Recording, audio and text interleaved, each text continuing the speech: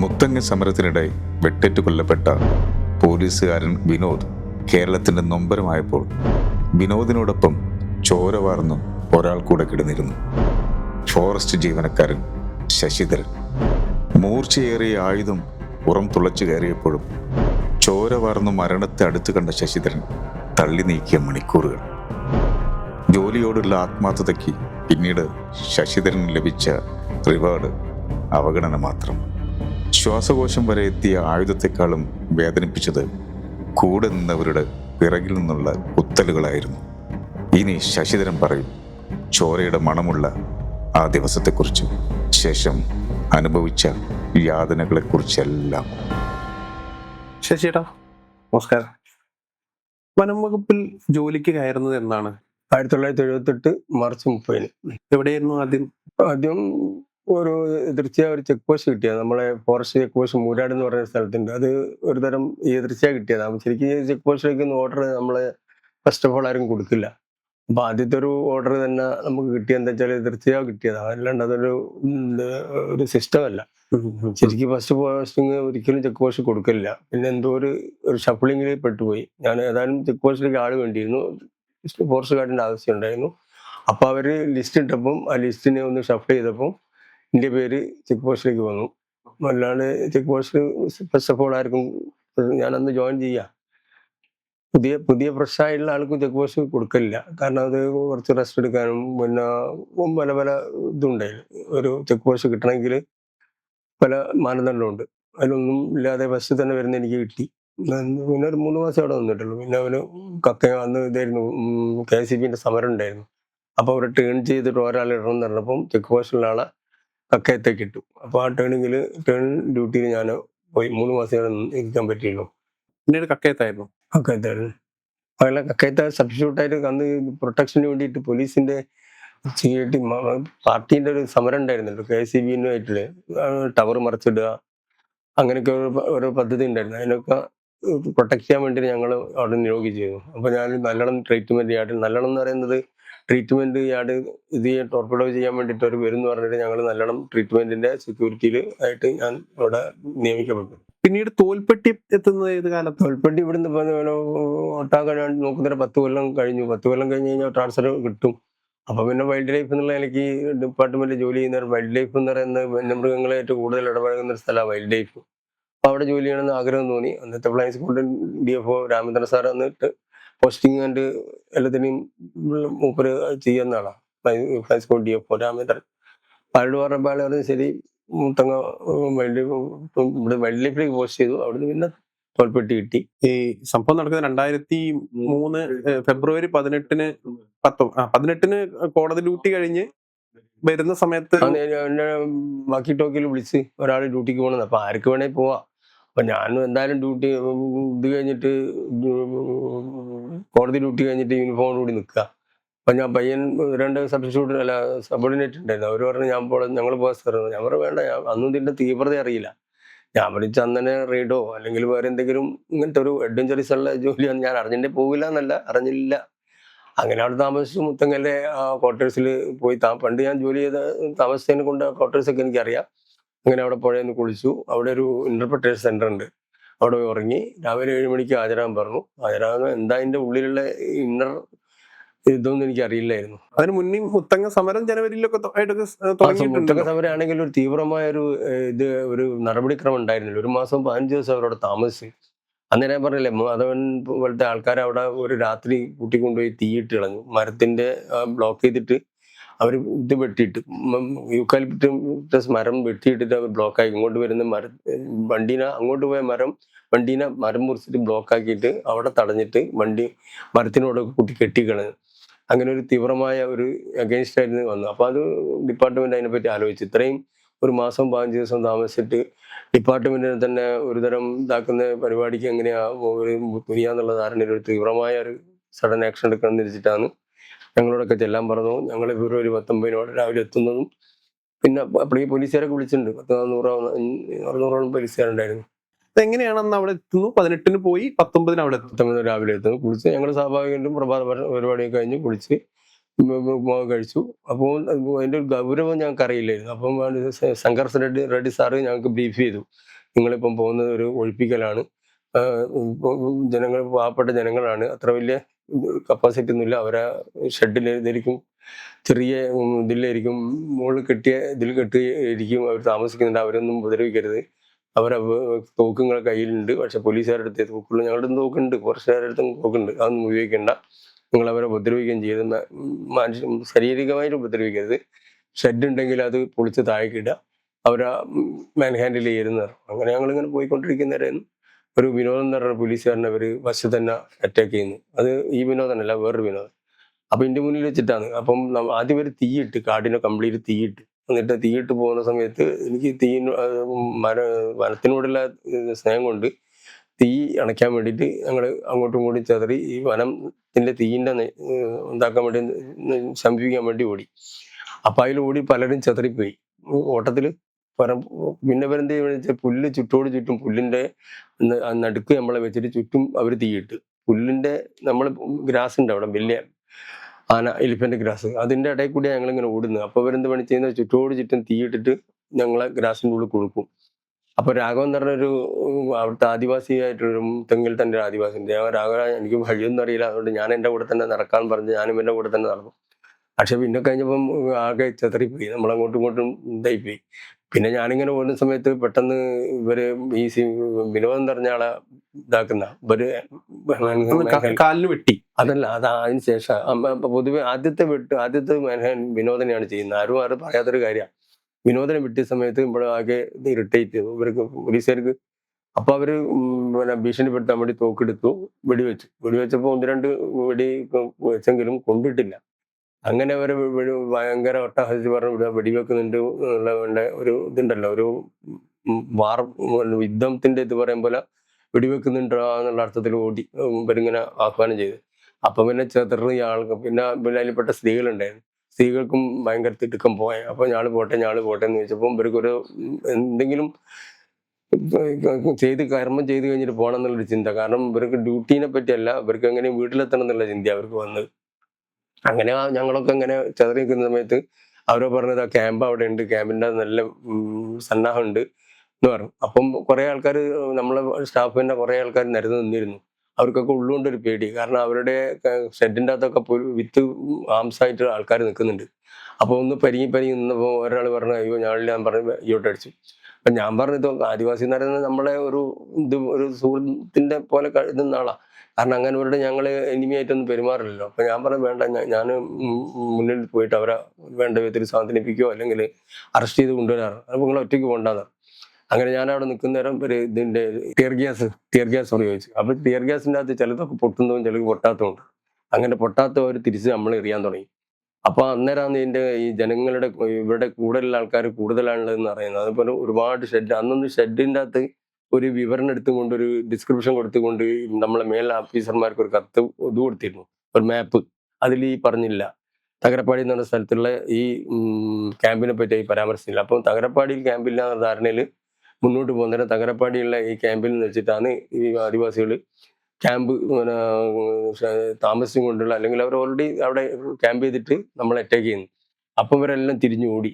നമ്മളെ കുറെ നമ്മളെ ഡിപ്പാർട്ട്മെന്റിൽ തന്നെ ഉദ്യോഗസ്ഥന്മാരും പോലീസുകാർക്ക് അന്ന് പെണ്ണുങ്ങൾ പറഞ്ഞു അയ്യോ ഞങ്ങൾക്ക് കല്യാണമാണ്, ഞങ്ങൾക്ക് വേഗത്ത് പോകണം എന്നൊക്കെ പറഞ്ഞപ്പോൾ തിരിഞ്ഞോടി. അപ്പം തിരിഞ്ഞോടിയപ്പോൾ ആദിവാസികളും തിരിഞ്ഞോടി ഇവരെ വെട്ടാനൊക്കെ നോക്കി. അപ്പൊ വെട്ടാൻ വേണ്ടി നോക്കുന്നേരം ഇവരെ രക്ഷിക്കാൻ വേണ്ടിയിട്ട് പോലീസ് വെടിവെച്ചിട്ടുണ്ട്, ഉണ്ടോ ഇല്ലയോ എന്നുള്ളത് പരിക്ക് പറ്റിയിട്ടുണ്ടാവും. ഞാൻ പിന്നെ ബാക്കോട്ട് നോക്കിയില്ല. അങ്ങനെ മുന്നോട്ട് ഓടിക്കൊണ്ടിരിക്കുന്ന പ്രത്യേക സ്ഥലത്ത് വന്നപ്പോൾ ഞങ്ങളെല്ലാം കൂടെയാണ് നിന്ന്. അതിൽ വിനോദം ഉണ്ടോ എന്നറിയില്ല, വിനോദം ഞാൻ അതിൽ കാണുന്നില്ല, പിന്നെ കാണുന്നത്. അപ്പോൾ ഞാൻ പറഞ്ഞു അവരെ ഒന്നും വേണ്ട, നിങ്ങളെ ഉപദ്രവിക്കേണ്ട, ഞാൻ പോയിട്ട് അവരെ അറസ്റ്റ് ചെയ്ത് കൊണ്ടുവരാം, എനിക്ക് അവരെ ട്രെയിൻ ചെയ്തിട്ടുണ്ടല്ലോ, നമ്മളവരായിട്ട് വലിയ വെറുപ്പില്ലല്ലോ. അങ്ങനെ നിൽക്കുന്ന സമയത്താണ് ഇവര് ടിയർ ഗ്യാസ് ഉപയോഗിച്ചപ്പോൾ അത് പൊട്ടാത്ത രീതിയിൽ അവിടെ കിടക്കുന്നേരം അവർ തിരിച്ചിങ്ങോട്ട് ഇറങ്ങി. അങ്ങനെ പിന്നെ ആളുകൾക്ക് തോന്നി ഈ ഭീകരതയാണ്, അന്തരീക്ഷം പൊതുവെ ആയുധങ്ങൾ പിന്നെ വെട്ടാൻ ഉപയോഗിക്കുന്ന വാളൊക്കെ ആയിട്ടാണ് വരുന്നത്, അത് ഗൗരവമുള്ള കാര്യമാണെന്ന് വിചാരിച്ചെല്ലാം കുറെ തിരിഞ്ഞോടി. ഓഫീസർമാരുണ്ടായിരുന്നു, റേഞ്ച് ഓഫീസർമാരുണ്ടായിരുന്നു, പെണ്ണുങ്ങളുണ്ടായിരുന്നു, എല്ലാം തിരിഞ്ഞോടി.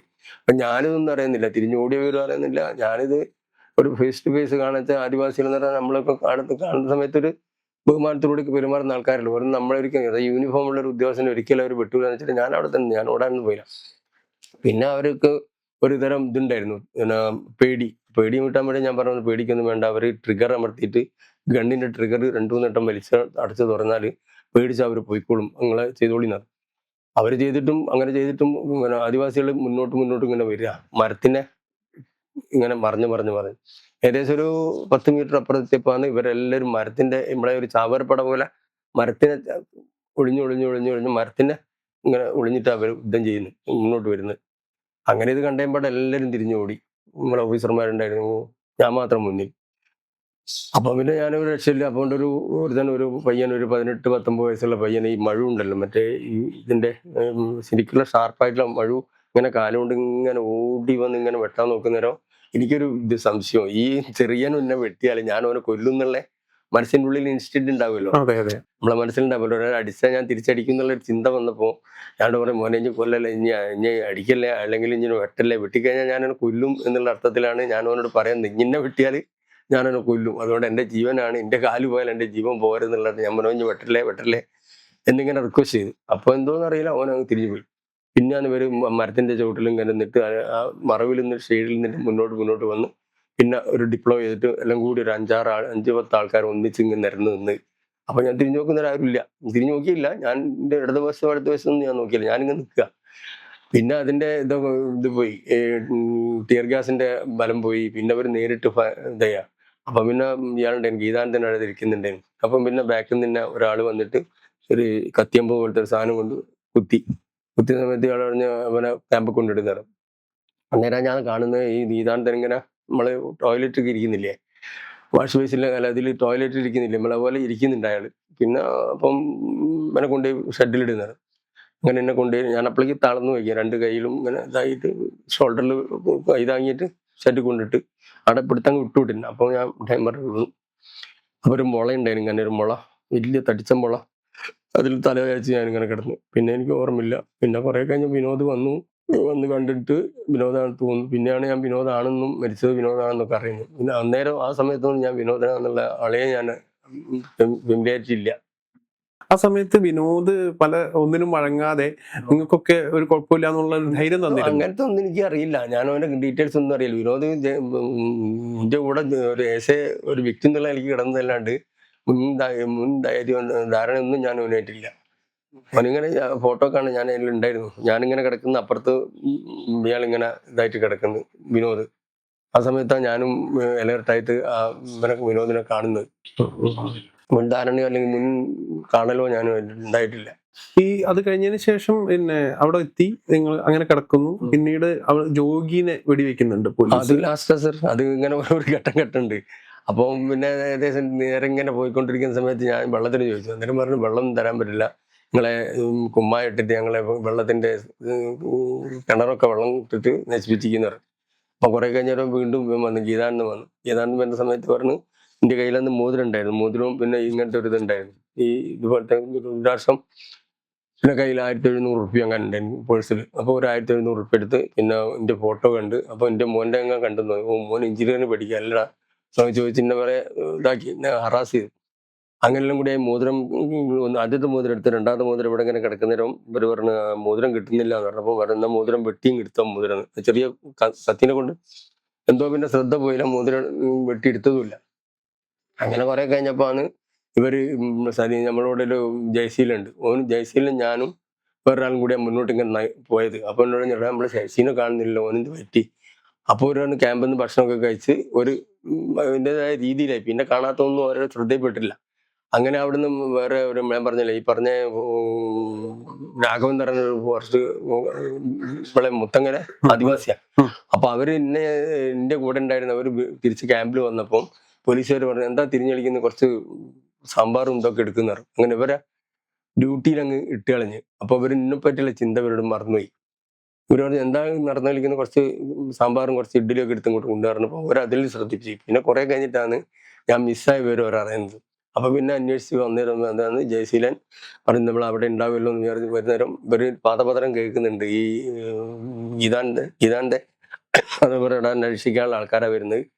ഇങ്ങോട്ട് വന്നിട്ടുണ്ടെങ്കിൽ എൻ്റെ കഴുത്ത് ഞാൻ വിട്ടു. എന്നിട്ട് ഇങ്ങനെ ചെറിയൊരു പേനക്കത്തി എടുത്തിട്ട് കഴുത്തിൻ്റെ ഇവിടെ ഇങ്ങനെ വെച്ച് ഇങ്ങനെ അഥവാ ഒരു വന്നിട്ട് നീ അയ്യോ എന്തെങ്കിലും അവർക്ക് അനുകൂലമായി നിൽക്കുകയാണെങ്കിൽ കത്തി ഉണ്ടല്ലോ ഇങ്ങനെ ചെറിയ മൂർച്ചുള്ള കത്തി, വളരെ മൂർച്ചുള്ള ബ്ലേഡ് പോലത്തെ ഒരു സാധനം, അതിങ്ങനെ വൃത്തിയാപ്പാട് ഞരമ്പ് കൂട്ടി പോകും. ഇങ്ങനെ കഴുത്തിൻ്റെ കൂടെ വെച്ചിട്ട് പറഞ്ഞു അവരോട് വരണ്ടാന്ന് പറഞ്ഞു. അപ്പൊ പിന്നെ ഇങ്ങനെ ഞാൻ കാണുന്നുണ്ട് ഇങ്ങനെ അടുത്തടുത്ത് വരുന്നത്. അപ്പം കൈകൊണ്ട് ഞാൻ ഇങ്ങനെ ഒരു കുഴി പോലത്തെ സ്ഥലത്ത് നിന്ന് അവര് കാണുന്നുണ്ട്. അപ്പൊ ഞാൻ കൈകൊണ്ട് ഇങ്ങനെ വരല്ലാന്ന്. അപ്പൊ ആരെല്ലാവരോ പറഞ്ഞു എന്താ വരണ്ടാന്ന് പറയുന്നുണ്ട്, എന്താ അവിടുത്തെ സ്ഥിതി എന്ന് അറിയില്ല, അതുകൊണ്ട് തൽക്കാലം നമ്മൾ പോകാൻ പറഞ്ഞിട്ടാണ് ഇവര് പിന്നെ തിരിച്ചു പോയത്. അങ്ങനെയാണ് കുറെ കഴിഞ്ഞപ്പോഴാണ് ഈ ഇവരുടെ ഗീതാനന്ദന്റെ ഇത് അടങ്ങിയത്. ഗീതാനന്ദൻ പിന്നെ എന്നോട് വല്ലാതെ ഹറാസ് ചെയ്ത് സംസാരിക്കും, അങ്ങനെയൊക്കെ പറഞ്ഞിട്ടുണ്ട്. പക്ഷെ അവസാനമാണ് ഇവര് ഈ ഇതില് വട്ടത്തില് ഇതിട്ട് വൈക്കോലിട്ടിട്ട് ഇങ്ങനെ ഉണ്ടാക്കി നിന്ന ചുറ്റോട് ചുറ്റും വൈക്കോൽ. അന്നേരം വിനോദിനെ ഞാൻ കാണുന്നു. വിനോദും ഇന്നെല്ലാം കൂടി വൈക്കോലിട്ടിട്ട് അതിൽ മണ്ണെണ്ണ ഒഴിച്ച് അന്നേരമാണ് ഈ ജോഗി എന്ന് പറയുന്ന ആള് നേരെ മുന്നിൽ വരുന്നത്. മുമ്പിൽ വന്നിട്ടാണ് ജോഗി ഇതാകുന്നത്, തീ കൊടുക്കാനുള്ള ബന്ധപ്പാട് കാണിക്കുന്നത്. തീ ഇങ്ങനെ കയ്യിൽ വെച്ചിട്ട് ഇതാക്കുന്ന സമയത്ത് എന്തോ ഇതിന് തീർച്ചയായും കൈ ഇടത്തെ കയ്യിലായി. അങ്ങനെ കയ്യിൽ നിന്ന് ഇത് അന്നേരമാണ് ഈ പുരോഹിത് സാറ് ഇതായിട്ട് ഉദ്യമത്തിൽ വരുന്നത്, ഒരു കമാൻഡോ ഓപ്പറേഷനിൽ. അപ്പൊ അത് മൂപ്പര് ഇവിടെ വെടിവെച്ചിട്ട് ഇവൻ മറിഞ്ഞു വീഴുന്നു ജോഗി. ആ തീ പന്തൻ ഈ കയ്യിലുള്ളത് ഇങ്ങോട്ടാ മാറിയില്ലെങ്കിൽ കയ്യിലായാലും കൊണ്ട് അങ്ങോട്ട് പോയി. കയ്യിലായിരുന്നെങ്കിൽ ഞാൻ മറിഞ്ഞ് ഞങ്ങളെ തീയിലേക്കാ വീഴ, ഇപ്പൊന്നും പറഞ്ഞ് കത്തിപ്പോയിണ്ടാവും. അത് വെടിവെച്ചത് ഇങ്ങനെ ഒരു കരുതി കൂട്ടി ഒരാളെ കൊല്ലണം എന്നുള്ള ഉദ്ദേശത്തിലല്ല. അല്ലെങ്കിൽ ഞങ്ങളെ രക്ഷപ്പെടുത്തണമെങ്കിൽ ഈ കത്തി കയ്യിലുള്ള പന്തത്തിനെ ഒഴിവാക്കണമെങ്കിൽ വെടിവെക്കണം എന്നുള്ള ഒരു ധാരണയിലാണ്. അല്ലാണ്ട് ആദിവാസിയാ കയ്യേറിക്ക് ഓരെ കൊന്നല്ലോ എന്നുള്ളൊരു ദുരുദ്ദേശം ഇല്ലായിരുന്നു. ഞങ്ങളെ രക്ഷിക്കണമെങ്കിൽ അതിനാരോ അവിടെ നിൽക്കുന്ന ആളെയാണോ അപായപ്പെടുത്തണം, എന്നാലേ ഞങ്ങളെ രക്ഷിക്കാൻ പറ്റുള്ളൂ. ഇയാളുടെ ചെറിയൊരു കൂനേന്റെ മുകളിൽ നിൽക്കുന്ന ആ കൂന താഴോട്ട് വീണപ്പോൾ തല ഹെമറേജ് ആയിട്ട് പൊട്ടിയതായിരിക്കും മരിച്ചത്. മറ്റേ ചെറിയ പിസ്റ്റൾ എന്ന് പറഞ്ഞാൽ ചെറിയൊരു ഇതാ. ഒരാളെ വേണമെങ്കിൽ പെട്ടെന്ന് ഹതാശനാക്കാം, അല്ലെങ്കിൽ ഒരാളെ ഹെൽപ്ലെസ് ആക്കാം, അല്ലാണ്ട് അയാളെ മരിക്കില്ല. ഒരു വെടിവെച്ച കാലിന്റെ ഇഞ്ചുറിന്റെ വേദനയെ കൊണ്ട് നമ്മൾ കുറെ നേരം ഇങ്ങനെ മുടക്കും, മരിക്കില്ല. അതുപോലത്തെ പിസ്റ്റളാ കയ്യിലുള്ളത്. അതിനെ കൊണ്ട് വെടിവെച്ചപ്പോ അയാള് തലകുത്തനം വീണപ്പം ഇഞ്ചുറി പറ്റി മരിച്ചതാ. അതൊന്നും അറിയാതെ ആദിവാസിനെ വെടിവെച്ച് കൊന്ന് മറ്റേ ഇങ്ങനെയാണ് ചിത്രങ്ങള് പുറത്തേക്ക് പോയത്. ശരിക്കും അവരുടെ കുറ്റം സംഭവം വെച്ചാൽ അവരെ പോലീസിനെ ഇറിറ്റേറ്റ് ചെയ്തു. പോലീസിന്റെ ഭാഗത്തുനിന്ന് ആദ്യത്തെ വിനോദനെ വെട്ടി പരിക്കേൽപ്പിച്ചു. അതൊക്കെ പോലീസുകാർക്ക് എന്ന് പറഞ്ഞാൽ ഓരോ വർക്കേഴ്സിന് പരിക്ക് പറ്റിയ ഒരു സ്വാഭാവികം പ്രതികരിക്കല്ലോ.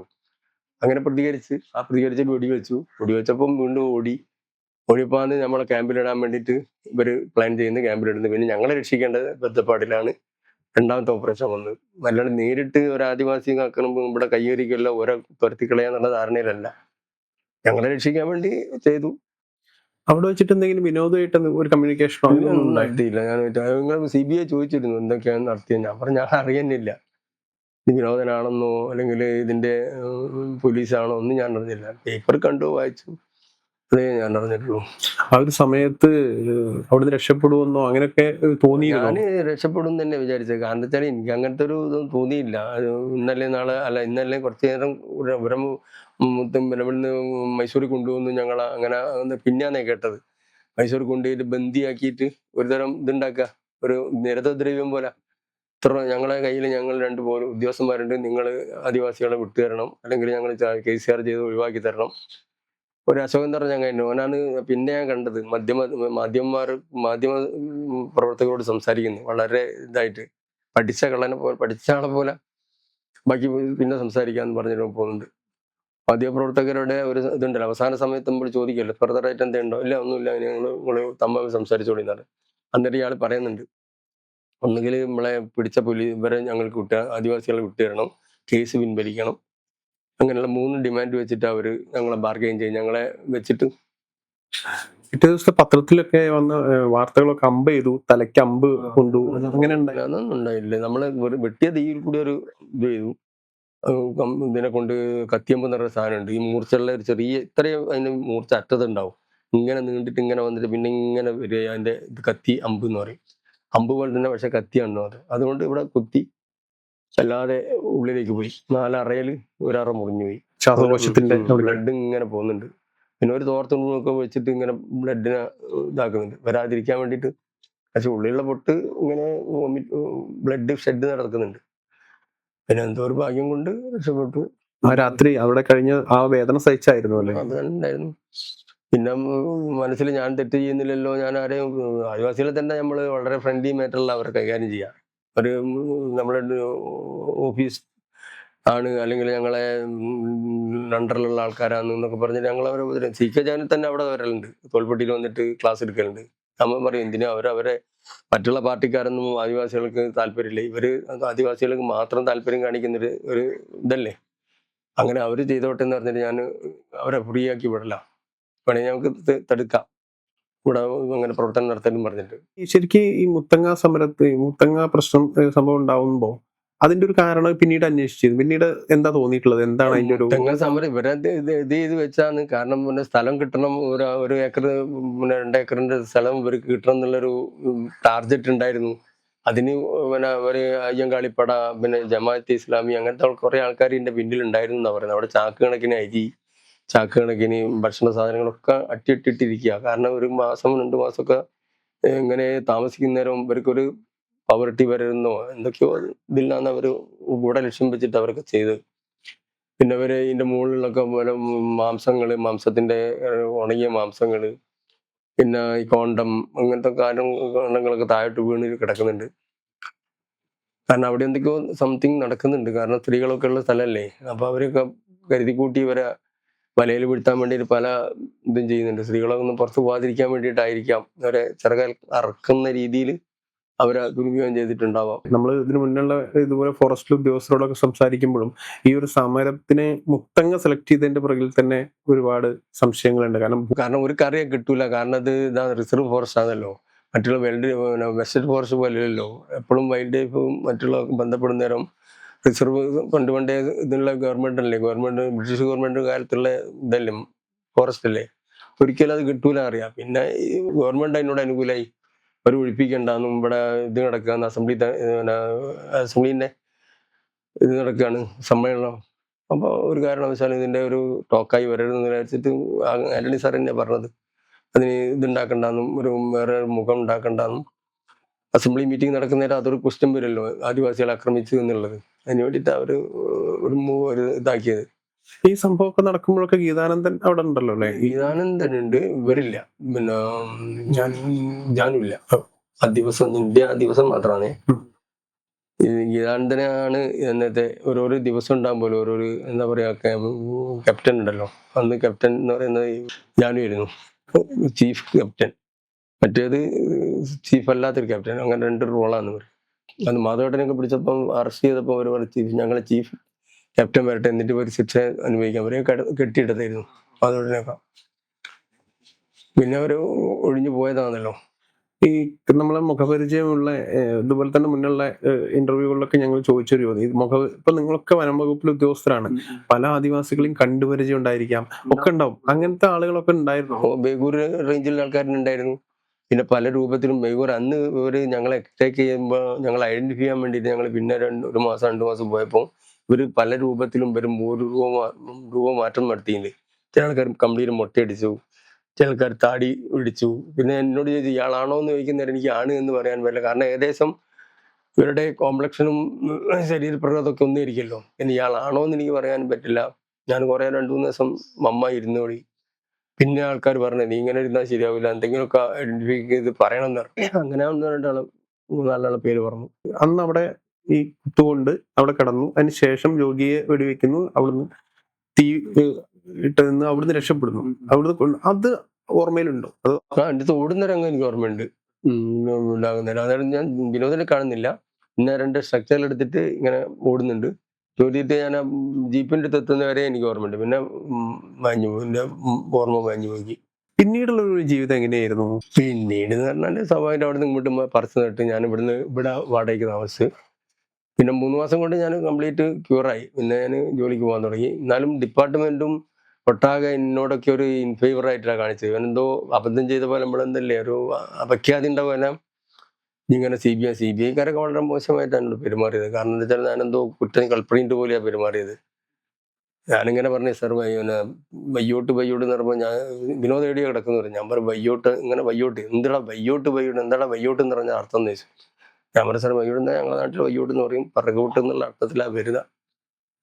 പിന്നെ ഞാൻ പറഞ്ഞു സാറേ ഞാൻ പ്രതിയൊന്നുമില്ല, ഞാനൊരു സാക്ഷിയാണ്, നിങ്ങളിങ്ങനെ പ്രതിനെ പോലെ എന്നെ ട്രീറ്റ് ചെയ്ത് കാണുക. അതായത് വലിയ ബംഗ്ലാവിൻ്റെ അകത്ത് 8 ആൾ വരും, ഞാൻ ഒറ്റയ്ക്കായിരിക്കുന്നത് മാനന്തവാടി പിന്നെ ഇവിടെ ബത്തേരി ബംഗ്ലാവിൽ. എല്ലാവരെയും പുറത്താക്കി, ഞാൻ മാത്രം. അവരിങ്ങനെ പല ചോദ്യം ചോദിക്കുന്നുണ്ട്. അവർക്ക് ഇഷ്ടപ്പെടാത്തതാണെങ്കിൽ പിന്നെ ടഫാക്കിയിട്ട് ചോദിക്കും. ഭയങ്കര ഒരു ഇതായിരുന്നത്. എന്നിട്ട് പുറത്ത് വന്നാൽ പറയും ഇനി വേണ്ടത്ര സഹകരിച്ചില്ല എന്ന് പറയുന്നിട്ടിക്കല്ലോ CBIക്കാരോട്. നമ്മളെ ആൾക്കാർ പറയാ. അപ്പൊ ഞാൻ പറ CBI ഞാനും കൂടി മാത്രമുള്ള സംഭവം നീ എങ്ങനെ അറിഞ്ഞ്? അല്ല അങ്ങനെ പറയുന്നത് കേട്ടിട്ടുണ്ട്. ഞാൻ പറയുന്നത് കേൾക്കുന്നതാണ്, എന്റെ അനുഭവമല്ലേ. എന്തുകൊണ്ടാണ് അങ്ങനെ CBI അങ്ങനെ ഒരു എനിക്കറിയില്ല അതെന്താ വെച്ചാൽ പോലീസുകാരെ അതിൽ കുറ്റക്കാരാണെന്നുള്ള ഒരു കിംവദന്തി വന്നിരുന്നല്ലോ. പോലീസുകാർ ആദിവാസികളെ വല്ലാതെ ഉപദ്രവിച്ചെന്നും ഡെഡ് ബോഡി കാട്ടു കുഴിച്ചിട്ടെന്നും VS അച്യുതാനന്ദ സാറൊക്കെ വന്നിട്ട് പറഞ്ഞിരുന്ന ഒരു കാലഘട്ടം ഉണ്ടായിരുന്നല്ലോ. എത്രയോ ബോഡി 12 ബോഡി ആദിവാസികളെ കുഴിച്ചിട്ടുണ്ടെന്നും ആദിവാസികളെ വല്ലാതെ ഇവര് ഇത് ചെയ്തിട്ടുണ്ടെന്നും ദേഹോദ്രവിപ്പിച്ചിട്ടുണ്ടെന്നും കുറെ ആളെ കൊന്നിട്ടുണ്ടോ എന്നുള്ളൊരു കിംവദന്തി പറഞ്ഞപ്പോൾ അതാണല്ലോ CBIക്ക് വിട്ടത്. പോലീസുകാർ കുറ്റക്കാരാണെന്നുള്ള നിഗമനത്തിലാണ് CBI പിന്നെ കണ്ടുപിടിക്കാൻ വേണ്ടിയുള്ള ത്വരയില് നമ്മളോടൊക്കെ ചോദിക്കുന്നത്. തീർച്ചയായിട്ടും വിശ്വസിക്കുന്നുണ്ടോ അങ്ങനെ അത് പോലീസിന്റെ? പോലീസുകാർ ശരിക്കും അവരെ ദേഹത്ത് നൊന്തപ്പോ അവർ ചെയ്തു എന്നല്ല, അത് ഏത് പോലീസുകാരനും ചെയ്യല്ലോ. അവരെ ദേഹത്ത് അവരെ കൂടെ വിനോദ് എന്ന് പറഞ്ഞ ആള് വല്ലാതെ പച്ചയ്ക്ക് ഒരു കാല് വെട്ടിയപ്പം ഇത് ഈ വെട്ടലല്ല, വിനോദിന്റെ വെട്ടല് ശരിക്കുള്ള വെട്ടല്. മറ്റേ വിനോദിനെ അവരൊന്നും ചെയ്യുന്നില്ല. അവരുടെ ഈ ഇതുണ്ടല്ലോ മുകളിൽ കെട്ടിയ ഏറുമാടം മാടം വലിച്ചതായിട്ടു. അപ്പം കുറെ ആൾ എറിഞ്ഞു. അന്നേരം പ്രത്യേകം പറഞ്ഞേക്കും ഏറുമാടത്തിലുള്ള ആൾക്കാരെ ഒരു കാരണവശാലും നിങ്ങൾ ഇങ്ങനെ ആയുധം കൊണ്ട് വെട്ടരുത്. ചില ആൾക്കാർ കുടിലിനകത്ത് ഇങ്ങനെ കിടക്കും, അതിലൊന്നും നിങ്ങളൊന്നും ചെയ്യരുന്ന് ശങ്കർ റെഡ്ഡി സാർ പറഞ്ഞാ. അതുപോലെ അങ്ങനെ ചെയ്ത് പിന്നെ ആരോ പെട്ടെന്ന് ഓടി വന്ന് പിന്നെ വിനോദ് എന്ന് പറഞ്ഞ പോലീസുകാരനെ വെട്ടി. അവരോട് ഇവർക്കും ഇതായി ഒരു ഇത് വന്നു, സമാധാനം അല്ല എന്ന് പറഞ്ഞാൽ ഒരു വെടിവെച്ചത് ശരിയാ. നമുക്ക് എന്തായിരുന്നു വീട്ടിലത്തെ ഒരു അവസ്ഥ എന്തായിരുന്നു? ഞാൻ ഒരറിയില്ലല്ലോ. രാത്രി TV സാധാരണ TV വന്നിരുന്നു. അന്ന് ഇതായിരുന്നു, അതൊരു ക്രിക്കറ്റ് കളിയായിരുന്നു. അപ്പം ക്രിക്കറ്റ് കളിയാനെ കൊണ്ട് അന്ന് ഇത് ഈ സാധാരണ ന്യൂസ് വന്നില്ലായിരുന്നു. ഇവിടെ സാമാന്യം മോട്ടിന്റെ മുകളിൽ പോയി അവിടെ ഫാനിട്ട് ഉറങ്ങി. പിന്നെ കുറെ ആരോ വിളിച്ചു പറഞ്ഞു ഇങ്ങനെ ശശിക്ക് എന്തോ പരിക്ക് പറ്റിയിട്ടുണ്ട്. അപ്പോൾ അളിയൻ അവിടുത്തെ മാനന്തവാടിയിലത്തെ ഒരു ഒപ്റ്റിക്സിന്റെ ഒരാളെ വിളിച്ചു. അങ്ങനെ എന്തോ കിംവദന്തി ഇങ്ങനെ പോയത്. അപ്പം എന്തോ പരിക്ക് പറ്റിയാണ്, കല്ലെടുത്താരോ എറിഞ്ഞാന്നൊക്കെ പറഞ്ഞു. അപ്പൊ അവള് ബുദ്ധിപരമായി ചിന്തിച്ച് കല്ലെടുത്തെറിഞ്ഞാൽ പിന്നെ മെഡിക്കൽ കോളേജിൽ പോകണ്ടല്ലോ. അങ്ങനെയാണ് മൂപ്പര് ഞങ്ങളെ ഒപ്റ്റിക്സ് നടത്തുന്ന ഒരാളുണ്ട്, അയാള് മാനന്തവാടിയിലേക്ക് വിളിച്ച് ചോദിച്ചപ്പോൾ പറഞ്ഞു എന്തോ ശശി എന്ന് പറഞ്ഞാൽ പരിക്കുണ്ട് പറഞ്ഞു. പരിക്കുന്നല്ലാണ്ട് സീരിയസ് ആണെന്നും പറഞ്ഞില്ല. ഞാൻ മരിച്ചു എന്നൊക്കെ ഇതായിരുന്നു എല്ലാരും പറഞ്ഞത്. അന്നത്തെ കാലത്ത് അങ്ങനെയൊക്കെ പിന്നെ ഇതിട്ട് നമ്മളെ റീത്തൊക്കെ സംഘടിപ്പിച്ച് 2 മരണം എന്നൊക്കെ പറഞ്ഞു പോലീസും വനംവകുപ്പ് ഉദ്യോഗസ്ഥരും മരിച്ചു. ആനേന്റെ മുന്നിൽ പെട്ടെന്ന് ഒരു മരണം. അങ്ങനെ ആനേന്റെ മുന്നിൽ വലിയ ഗൗരവത്തിലൊരു സംഭവം ഇരുന്നത്. അല്ല, ആനേന്റെ മുന്നിൽ 2 കൊമ്പിന്റെ മുള്ളിൽ ഞാൻ കിടക്കില്ലേ. എതിർച്ച സംഭവിച്ചല്ലേ. കാരണം അതൊരു ഡെലിബറേറ്റ് ആയിട്ടോ അല്ലെങ്കിൽ ആനേനെ കൊത്തുന്നുള്ള ധാരണയില്ലല്ലോ. ഞാനും ഒരു വാച്ചറുണ്ട്, ഒരു തോൽപ്പടി തന്നെ. ശരി, എന്താ സംഭവം ഒന്ന് പറയുമോ? ഞങ്ങളിങ്ങനെ സാധാരണഗതിയിൽ ഇത് ചെയ്യല്ലോ. പിന്നെ പണിക്കാരുണ്ടെങ്കിൽ അവർ ചെക്ക് ചെയ്യാൻ വേണ്ടി ഞങ്ങളിങ്ങനെ നടന്നു പോവുക, വണ്ടി ഒന്നും എടുക്കൂല. അപ്പൊ അവിടെ ഒരു വനുണ്ടായിരുന്നു, പള്ളിയിൽ ഒരു വാച്ചറുണ്ടായിരുന്നു. അവനെയും കൂട്ടി പോയത് വെള്ളിയാഴ്ചയായിരുന്നു. അപ്പൊ ഞങ്ങളിങ്ങനെ നടക്കുന്ന സമയത്ത് ദൂരേന്ന് ഇങ്ങനെ ആനങ്ങൾ കാടിങ്ങനെ കിടക്കുന്നുണ്ട്. മുത്തങ്ങ സംഭവം, ആലപ്പുഴ ഉൾപ്പെട്ടില്ല. അങ്ങനെ അമീത് പറഞ്ഞതാ സാറേ കാട്ടിൽ അവിടെ കിടക്കുന്നുണ്ട്. ഞാൻ പറഞ്ഞു ഒന്നും ബേജാറാണ്ട്, ആന അങ്ങനെ കിടക്കും, നമ്മളതായ പാത്തിനി പോവുക. അങ്ങോട്ട് ഞാൻ പറഞ്ഞു എന്റെ കയ്യിലൊരു ഇതുണ്ടായിരുന്നു, ഒരു ചെറിയ സ്കൂൾ ബാഗ് പോലത്തെ കോളേജ് ബാഗ് പോലത്തെ ഒരു കോളേജ് ബാഗും, അതിൽ ബിസ്ക്കറ്റ്, തേങ്ങന്റെ ഇതുണ്ടാവും, പിന്നെ വേറെ വെള്ളം ഒന്നും ഉണ്ടാവില്ല, ഇതും വെക്കും, ബിസ്ക്കറ്റ് വെക്കും. പിന്നെ അങ്ങനെ നടന്നു പോകുന്നേരം ഞാൻ പറഞ്ഞു അഥവാ സപ്പോസ് ആന ഉപദ്രവിക്കുന്ന നേരം നിന്റെ എന്തെങ്കിലും ബിലോങ്ങിങ്സ് എന്ന് പറഞ്ഞാൽ ഞാൻ പറഞ്ഞു നമ്മളെ കയ്യിലുള്ള സാധനം അങ്ങോട്ട് ഇട്ടുകൊടുത്ത ആന അതിനെ അറ്റാക്ക് ചെയ്തിട്ട് പോയിക്കോളും. നമ്മളോട് ഉദ്ദേശിക്കുന്ന ദേഷ്യം അത് അതിനോട് വസ്തുവിനോട് തീർക്കും എന്ന് പറഞ്ഞ് ഞാനൊരു ഉപദേശം കൊടുത്ത് പോവുക. അപ്പം പറഞ്ഞ സാറേ ഞാൻ ബാഗ് കുടിക്കണം എന്ന് വെച്ചു. എതിർച്ച സംഭവിച്ചോ. മെണഞ്ഞ് പിടിച്ചോൻ പറഞ്ഞ് ഞാൻ ബാഗ് കൊണ്ടെടുത്തു. അപ്പാണ് ഞാൻ ഇങ്ങനെ നടന്നുകൊണ്ടിരിക്കുന്ന ഒരു വലിയൊരു പൊന്തയിനുള്ളിൽ ഒരു ആന ഇങ്ങോട്ട് 2 കൊമ്പും കൊണ്ട് ഇങ്ങനെ വരുന്നത്. അപ്പൊ ഞാൻ അന്നേരം തന്നെ അമീതെന്ന് വിളിക്കലും, അമീത് ഈ ഇതുണ്ടല്ലോ കയ്യിലുള്ള ബാഗാട് ഇട്ടിട്ട് പറഞ്ഞു കൊടുത്തിക്കല്ലോ, ആക്രമിക്കാൻ പറ്റുന്ന നേരം ബിലോങ്ങിങ്സ് ഇട്ടാൽ മതി. അങ്ങനെ ബാഗാട് ഇട്ട് ഒരൊറ്റ ഓട്ടം പിന്നെ ആന നേരെ എൻ്റെ അടുത്ത് വന്നിട്ട് ഒരു ഇതിന്റെ മരം ഉണ്ടായിരുന്നു, ഇതിന്റെ അയിന് മരം, അതിനെ കൊണ്ട് ചുറ്റി ചുറ്റി ചുറ്റി കുറേ ചുറ്റിയ സമയത്ത് എനിക്കൊരു ഇത് കിട്ടുന്നില്ല. അപ്പോൾ ഞാൻ ടൈം പറഞ്ഞു വീണുപോയി, മലന്ന് പിടിച്ച് വീണുപോയി. മലന്നടിച്ച് ഇങ്ങനെ കിടക്കുന്ന സമയത്ത് ആന ശരിക്കും രണ്ട് കൊമ്പും കൊണ്ട് ഇങ്ങനെ എൻ്റെ ദേഹത്തേക്ക് ഇങ്ങനെ വരുന്നുണ്ട്. അപ്പൊ ഞാൻ വിചാരിച്ചത് മരണം എന്ന് പറയുന്ന സാധനം ഇതാ ജസ്റ്റ് മുന്നിലല്ലേ, ഞാൻ ആരെ പറ്റി ചിന്തിച്ചില്ല, മകനെ പറ്റിയോ ഭാര്യനെ കാണോ ഒന്നും ഞാൻ ചിന്തിച്ചില്ല. അപ്പൊ രണ്ട് കൊമ്പും ഇങ്ങനെ വന്ന സമയത്ത് ഞാൻ മരണം എന്ന് പറയുന്നത് ഇപ്പോൾ ആകാശത്താണെന്നും ആത്മാവ് തങ്ങി നിൽക്കുന്നൊക്കെ ഒരു നമ്മൾ പറയുന്നുണ്ടല്ലോ, നമ്മൾ സങ്കല്പിക്കില്ല, ആത്മാവ് എവിടെയോ തങ്ങുന്നുണ്ട്, നമ്മളിപ്പോൾ ചെയ്ത കാര്യങ്ങളൊക്കെ ആത്മാവിനെ അറിയാന്നൊക്കെ പറയുന്ന ഒരു സംഭവം, നമ്മൾ ഇല്ലാത്ത കാര്യത്തിൽ ഉണ്ട് എന്ന് പറയുന്ന ഒരു സംഭവം ഉണ്ടല്ലോ, അതുണ്ടാവുകയോ എന്താ ഇപ്പം കാണല്ലോ എന്ന് വിചാരിച്ചിട്ട് ഞാൻ പ്രതീക്ഷിച്ചിങ്ങനെ ഇരുന്ന്. അപ്പോൾ ആനയെല്ലാം കൂടി വാരി ചുരുട്ടി ഒരു ട്രംപറ്റ് മുഴക്കുന്ന പോലെ ഗർജിച്ചുകൊണ്ട് ഒരൊറ്റ ഓട്ടം തുടങ്ങിയില്ല. അന്നേരം ആരും പ്രതീക്ഷിക്കുന്നില്ല, കാരണം അങ്ങനെ രണ്ടാളെ കൊന്നാനേ അത് ഒരു വാച്ചനെ വേറൊരു വാച്ചനെ കൂടി കൊന്നിക്കി. അത്രയും ഭീകരനായ ആന ഇങ്ങനെ ട്രംപറ്റ് മുഴക്കി പോകാൻ എന്താ കാരണം എന്ന് ആരും അറിയില്ല. അപ്പം ആദിവാസികൾ ജോലി ചെയ്യുന്ന സ്ഥലത്ത് നിന്നൊക്കെ മരത്തിന് മുകളിൽ പാഞ്ഞു കയറി ആരോ കൊന്നിക്കുക എന്നുള്ള ധാരണയിൽ, കാരണം ആന കൊന്നാല ആളെ കൊന്നാല ഇങ്ങനെ ഗർജിക്കുക, അങ്ങനെ തിരിച്ചോടി. അപ്പൊ അമീദിനെ വിളിച്ചു, അമീദ് വെടിയിലേക്കോ ഓടിപ്പോയി പാടി പോയി പറഞ്ഞ ശശിസാറ് തട്ടിപ്പോയി എന്നുള്ള അർത്ഥത്തില് മൂപ്പർക്ക് അതല്ലേ ചിന്തയുള്ളൂ. കാരണം വലിയൊരു ആനേന്റെ മുന്നിൽ ഞാൻ പെട്ടാൽ ആനന്റെ ദൈവവായ്പൊന്നും ആന ചിന്തിക്കില്ലല്ലോ. അങ്ങനെ മൂപ്പരവിടെ പോയി പറഞ്ഞു. അവിടുന്ന് ഇങ്ങനെ ഇവിടുന്ന് ബാക്കി ടോക്കിയിൽ മാനന്തവാടി ബത്തേരി പോയി, അവരിന്ന് വണ്ടി എടുത്ത് ഒരു വന്ന്. അപ്പം ഞാനിവിടെ അലേർട്ടായിട്ട് നിൽക്കുന്നുണ്ട്. പിന്നെ എൻ്റെ തെറിച്ചു പോയ സാധനം ഷൂ ഉണ്ടായിരുന്നു, അത് എടുത്ത് പിന്നെ ഈ ബാഗൊക്കെ എടുത്ത്. അപ്പൊ എനിക്ക് തോന്നി ഈ ഓട്ടം ആന ഓടുന്നത് പോവുകയാണെങ്കിൽ ചുരുങ്ങിയത് ഒരു കിലോമീറ്റർ എങ്കിലും ദൂരത്തും പോയിട്ടേ നിൽക്കുള്ളൂ. അപ്പൊ ആനന്റെ ഓട്ടത്തിന്റെ ആ സ്പീഡ് കണ്ടാലറിയാം. അപ്പൊ ഞാൻ സ്വാഭാവികമായിട്ടും അമീതെ വിളിച്ചു. അമീത് എന്നെ വിളി കേൾക്കുന്നില്ല. അങ്ങനെ ഞാൻ ഇതും കൊണ്ട് നടന്ന്. അപ്പൊ അമീദിന്റെ അടുത്ത് അമീനെ ഞാൻ കണ്ടില്ല. പിന്നെ അന്നേരമാണ് ഈ ജീപ്പിനെ തെരഞ്ഞു വരുന്നത്. അപ്പൊ ഞാൻ ജീപ്പ് കയറി ക്വാർട്ടേഴ്സിലേക്ക് വന്നു. ഇത്രയും മരണത്തിന് മുന്നിൽ കണ്ട ഒരുപാട് അനുഭവം. അന്നേരം നമുക്ക് ഒരു ഇത് തോന്നും, ഇത്രയല്ലുള്ള ജീവിതത്തിൽ നിസ്സാരങ്ങൾ ശരിക്കും താത്തിയാല് മുറിച്ചുള്ള മുമ്പ് രണ്ട് താത്തി ഞാൻ എന്തായാലും ഉണ്ടാവില്ല. അതിന് എന്തോ അവരെന്നെ പറയുന്നത്, എങ്ങനെയാ ആനയ്ക്ക് നിങ്ങളെ രക്ഷപ്പെടുന്ന, ആന നിങ്ങളെ മുന്നിൽ ഇവൻ പറയുന്നത്, ഞാൻ അന്ന് പിന്നെ അമീത് പറയുന്നത് ഞാൻ പഠിച്ചവനെ നേർന്നി വന്നു സാർ എന്നൊക്കെ അവൻ പറയുന്നുണ്ട്. അവൻ ഇതൊരു നമ്മളെ ഇതിലെ മുത്തപ്പന നേർന്നു എന്ന് പറയുന്നു. എനിക്കറിയില്ല അതിന്റെ ഓനെന്താ അങ്ങനെ. ഇത് മുത്തങ്ങ സംഭവത്തിന് ശേഷമാണോ അതോ മുത്തങ്ങ അതിന്റെ മുന്നേ? ഓ, മുത്തങ്ങ കഴിഞ്ഞോടി എൻ്റെ ജീവിതം, അവിടുത്തെ ജീവിതവും കഴിഞ്ഞു. ഞാൻ പിന്നെ ഒരു തരം റിട്രീറ്റ് ചെയ്തു. പിന്നെ ഇത് ഡിപ്പാർട്ട്മെന്റിൽ തന്നെ നമ്മളോടൊക്കെ പെരുമാറുന്നൊക്കെ ഒരു തരം ഇതുണ്ടല്ലോ, ഒരു എന്താ പറയാ, ഒരു ഇതില്ലാത്ത പോലെ പെരുമാറാം. ശശിയേട്ടൻ എന്ത് തെറ്റാ ചെയ്തിട്ടുള്ളത്? എനിക്കറിയില്ല. ഞാനിപ്പോ റെസ്റ്റ് എടുക്കണേ, ഞാൻ അന്ന് റെസ്റ്റ് എടുക്കാൻ വേണ്ടി ഞാൻ ചെക്ക് പോസ്റ്റിൽ ഇവിടെ പോയി സ്പെഷ്യൽ ഡ്യൂട്ടിയിൽ. അന്നേരം തന്നെ ഞാൻ പറയും, സാറേ ഞാൻ ജോയിൻ ചെയ്യുന്നത്. അന്നേരം ഡോക്ടറിന് പറഞ്ഞു, എനിക്ക് ഇഷ്ടംപോലെ സമയമുണ്ട്, ലീവ് എടുക്കാറുണ്ട്, നിങ്ങൾ ലീവ് എടുത്തോ. ഞാൻ പറയും, ഞാൻ ഏകദേശം ഇവിടെ തോന്നുന്നുണ്ട്, ഞാൻ പോയിട്ട് ജോലി ചെയ്യില്ല, വേണ്ട നിങ്ങൾക്ക് എലിജിബിൾ ലീവ് ഉണ്ടല്ലോ, എടുത്തോളിയും തരാം. അങ്ങനെ ലീവ് എടുത്ത് ഒരു 3 മാസം ലീവ് എടുത്ത്, സ്വാഭാവികമായിട്ടും നമുക്ക് ഉണ്ടാവുമല്ലോ ഈ എന്താന്നല്ല സംഭവം, അൺഈസിനെസ്സോ അല്ലെങ്കിൽ ശാരീരിക ക്ഷമതയാണെന്നല്ല കുറവാണല്ലോ നമ്മളൊരു ചെക്ക് പോസ്റ്റിലേക്ക് ഇടുക. അപ്പൊ ഞാൻ പറഞ്ഞ സാറേ ഇങ്ങനെ തോൽപ്പെട്ടി പുതുപ്പാട് ചെക്ക് പോസ്റ്റ് പൈസയുടെ സാമ്പത്തികത്തിനല്ല, ഞാൻ പറഞ്ഞ കുറച്ചൊക്കെ ഒരു ഇത് കിട്ടേണ്ടിട്ട്. അതൊക്കെ ടേണാണ്, ടേൺ ഡ്യൂട്ടിയിലെ വരും, അങ്ങക്കൊന്നും അങ്ങനെ കിട്ടൂല ഒന്നും പറയില്ല. പുതുപ്പാടി അങ്ങനെ താമരശ്ശേരിക്ക് സ്പെഷ്യൽ ഫോറസ്റ്റ് ഒരു ഇതുണ്ട്, അവിടത്തേക്ക് ഇട്ട്. അങ്ങനെ കുറെ കാലം കഴിഞ്ഞപ്പോഴാണ് പിന്നെ ഇവിടത്തേക്ക് ഇട്ട്, പിന്നെ സോഷ്യൽ ഫോറസ്റ്റ്. അപ്പം ജോയിൻ ചെയ്യുന്നേരം ജയരാജ് എന്ന് പറഞ്ഞ DF ഉണ്ട്. അയാൾ പറഞ്ഞത്, ഇവിടങ്ങൾ മുത്തങ്ങാൻ പരിക്ക് പറ്റിയെന്ന് പറഞ്ഞിട്ട് നടക്കാനുള്ള ഇത് നടക്കാതിരിക്കാനാണ് നിങ്ങൾ ഇങ്ങോട്ട് വന്ന് നടക്കൂല കേട്ടോ, ഇവിടെ നല്ല പണി ഉണ്ടാവും, നല്ല കാട്ടിൽ നല്ല പോണ്ടിരുന്നു. ഞാൻ പറഞ്ഞ കാട്ടിൽ നടക്കാൻ വേണ്ടി തന്നെയാണ് ഞാൻ വന്നത്, അല്ലാണ്ട് ഒരു ഉഴപ്പാൻ വേണ്ടി വന്നതല്ല എന്ന് പറഞ്ഞ്. നമ്മളെവിടെയൊക്കെ ഇഷ്ടക്കേട് തോന്നുന്നവരങ്ങൾ ഇന്ന് രാവിലെ കള്ളു കുടിച്ചിരുന്നോ, നിങ്ങൾ രാവിലെ എങ്ങനെ വഴി തെറ്റിപ്പോയോ, മറ്റവരൊക്കെ പോയല്ലോ. അന്നേരം അവിടുത്തെ ശങ്കർ റെഡ്ഡി സാറ് പറയുന്നുണ്ട്, ഞാനന്ന് ഐഡന്റിഫിക്കേഷൻ പറഞ്ഞപ്പം ഇയാൾക്കൊരു സീറ്റ് ഇട്ട് കൊടുക്കുക, കാരണം എല്ലാവരും കാട്ടിൽ നിന്ന് ഓടിപ്പോയപ്പം ഇയാൾ മാത്രമാണ് അവിടെ ധൈര്യമായി നിന്നാണ്. ഇയാൾ ഐഡന്റിഫിക്കേഷന് വേണ്ടി വൈത്തിരി സ്റ്റേഷനിൽ പോയപ്പം ശങ്കർ റെഡ്ഡി സാറ് പറഞ്ഞു, ഇയാൾക്കൊരു കസേല കൊടുക്കുക, കാരണം ഇയാളാണ് അന്ന് ഒറ്റയ്ക്ക് നിന്നിട്ട് ധൈര്യസമയത്താണ് നിന്നത്, മറ്റവരൊക്കെ ഓടി കഴിച്ചലായരാ, അല്ലെങ്കിൽ അവിടെ നിന്ന് ഓടി രക്ഷപ്പെട്ടതാ, അതുകൊണ്ട് ഇയാൾക്കാണ് സീറ്റ് കൊടുക്കേണ്ടത് പറഞ്ഞ് ഇന്ന് അഭിനന്ദിച്ച് ശങ്കർ റെഡ്ഡി സാറാ.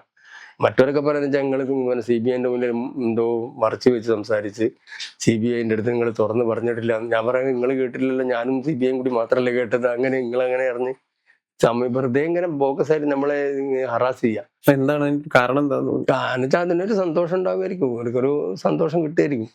ഇത്രയും ഒരു അനുഭവിച്ച് മുത്തങ്ങ സംഭവത്തിന് ശേഷം ഒരു ഗുഡ് സർവീസ് സെന്റർ പോലും കിട്ടിയില്ല. ഇല്ലില്ല, ഞാൻ പറഞ്ഞു റിക്കവറി എന്നിട്ട് ഇവിടെ ഒരു ഇയാളുണ്ടായിരുന്നു ബാബു എന്ന് പറഞ്ഞിട്ട് പറഞ്ഞില്ലേ മാധ്യമത്തിലെ, ഞാൻ ഗുഡ് സർവീസ് സെന്റർ തന്നിട്ട് ഞാൻ ചേട്ടാന്ന് പറഞ്ഞിട്ടില്ല. എന്നിട്ട് ഞാൻ ഇതിലുണ്ട് നമ്മളെ ഇയാളെ കാണാൻ പോയത്, ഇവിടെ ഇത് വെക്കലുണ്ടല്ലോ നമ്മളെ അദാലത്ത്, ഉമ്മൻചാണ്ടീനെ കാണാൻ പോയത് ഒക്കെ അതിൽ അന്ന് അത് അതിൽ ഞാൻ കണ്ടില്ല. എന്നിട്ട് അതിൽ വന്ന് ഉമ്മൻചാണ്ടീൻ്റെ ആ റിപ്പോർട്ട് കണ്ടത് മുത്തങ്ങ പരിക്ക് പറ്റിയ ശശിധരൻ അടക്കം ഇവിടെ പിന്നെ നിവേദനമായിട്ട് വന്നിട്ടുണ്ട് എന്ന് പറഞ്ഞിട്ട് റിപ്പോർട്ടുണ്ടായിരുന്നു. പിന്നീട് മേലുദ്യോഗസ്ഥരോ അങ്ങനെ ഒരാളും ലീവ് സാങ്ഷൻ ചെയ്യാൻ വേണ്ടി ഞാൻ എത്ര ആളെ കാല് പിടിച്ച്.